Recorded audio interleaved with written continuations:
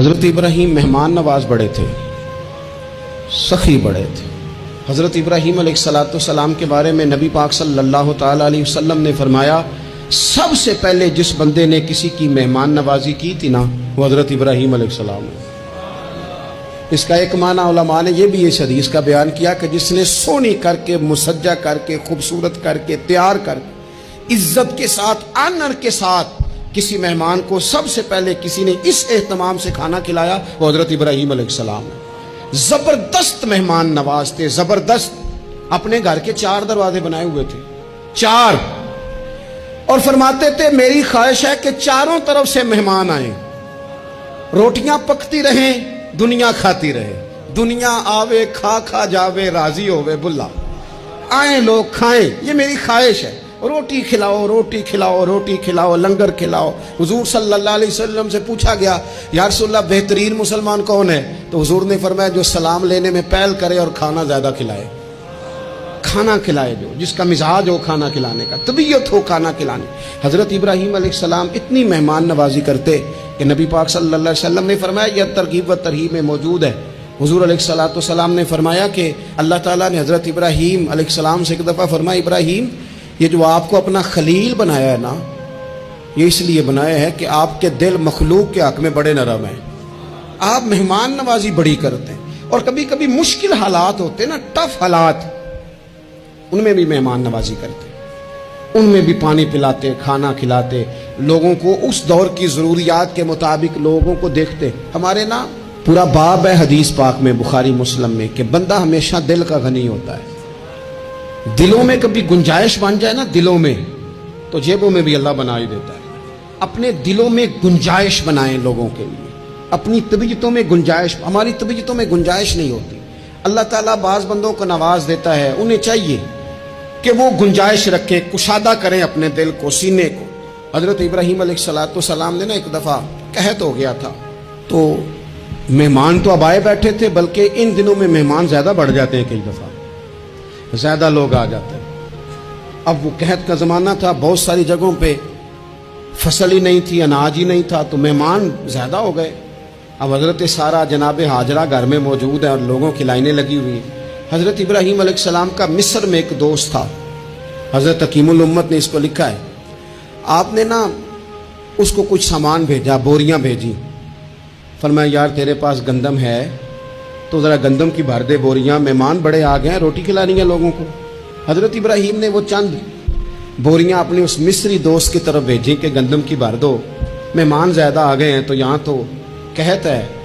اب وہاں جب گئے لینے کے لیے خدام اونٹ لے کے، بوریاں لے کے، تو اس نے کہا جی غلہ تو یہاں بھی ختم ہو گیا، اب یہ خالی بوریاں لے کے واپس آ رہے ہیں۔ اب ان جانے والے خدام کو بھی پتہ تھا، جو قریب رہنے والے ہوتے ہیں وہ خانقاہوں کے، آستانوں کے، مدارس کے، مراکز کے مزاج سے بھی آگاہ ہو جاتے ہیں۔ ان کو پتہ تھا کہ اب مہمان تو بیٹھے ہیں، 20 درجنوں، سینکڑوں، تو سب کو پتہ ہے کہ بھئی گندم آ رہی ہے، مصر سے آنا ہے تو کھانا ملنا ہے۔ اب بوریاں جب خالی آئیں گی تو بڑا مسئلہ بن جائے گا، ان کے تو دل کمزور پڑ جائیں گے۔ انہوں نے کہا کہ تسلی دیتے ہیں، ان کو تسلی دیتے ہیں۔ رستے میں نا کچھ ریت بوریوں میں بھر لی تاکہ فوری طور پہ دیکھنے والے پریشان نہ ہوں، ریت بھر کے لے جاتے ہیں اور پھر جا کے آرام سے رکھ دیں گے۔ پھر حضرت ابراہیم سے گزارش کریں گے، غلہ نہیں ملا، وہ ایک خوبصورت سا آواز کریں گے، لوگوں کو، دلوں کو تسلی ہو جائے گی، اور پھر اگلا بندوبست کر لیں۔ اب وہ بوریاں ساری کی ساری ریت سے بھری رکھی۔ حضرت مفتی احمد یار خان صاحب رحمۃ اللہ علیہ نے لکھا ہے کہ وہ بوریاں لا کے جب لوگوں نے آتے دیکھی بوریاں، تو طبیعت لوگوں کی کئی دنوں کا کھانا نہیں کھایا تھا، حشاش بشاش ہو گئیں، بچے، بوڑھے، بیمار، سبھی کے دل تسلی میں آ گئے کہ آج کھانا ملے گا۔ بوریاں ایک کونے میں رکھ دیں۔ حضرت ابراہیم آرام فرما تھے کہیں، یا کسی ذکر و فکر کی مصروفیت میں مشغول تھے، ظاہراً انہیں بتایا نہ گیا۔ اب وہ جہاں گندم رکھی جاتی تھی وہاں جا کے وہ ریت کی بوریاں رکھ دیں۔ وہ خدام وہاں سے ہٹ گئے چونکہ وہ گھر کا حصہ تھا۔ اب جناب ہاجرہ حضرت سارہ اٹھیں، ریت والی بوریاں جب کھولیں تو بہترین گندم نکلی اندر سے۔ اللہ تعالیٰ جب رزق دیتا ہے تو پھر بغیر، اور واللہ خیر الرازقین، بہترین رزق دینے والا اللہ ہے، سب سے بہتر رزق دینے والا۔ وہ کھولا ان کو، बेहतरीन गंदम निकली। उन्होंने फौरन कनीज़ें जो थी उनको बुलाया, गंदम पीस ली गई। उसी वक्त खाना पकने लगा। हज़रत इब्राहीम तशरीफ़ लाए, खाना चल रहा है, लोग लंगर खा रहे हैं। अब वो खुदाम भी परेशान थे कि भाई हम तो लाए थे रेत, ये गंदम कैसे आ गई। हज़रत सारा और जनाब हाजरा करीब आई तो ख़वातीन बाज़ों का घर वालों को गाइड करती हैं कि ये वाली सब्ज़ी बड़ी अच्छी थी, ये वाले चावल बड़े अच्छे हैं, ये जो गंदम आप लाएं ये बड़ी अच्छी है।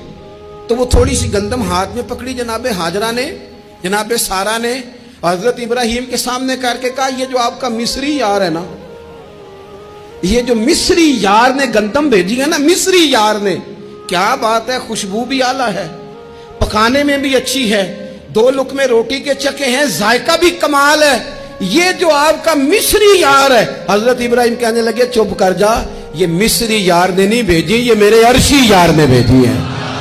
वत्तखज़ल्लाहु इब्राहीम खलीला, वो जिसने कहा है ना हमने इब्राहिम को गहरा दोस्त बना लिया है, ये उसने भेजी हैं। उसको पता था कि जनाब खलील ने कोई जात के लिए नहीं मंगाई, उसी की मखलूक के लिए मंगाई है।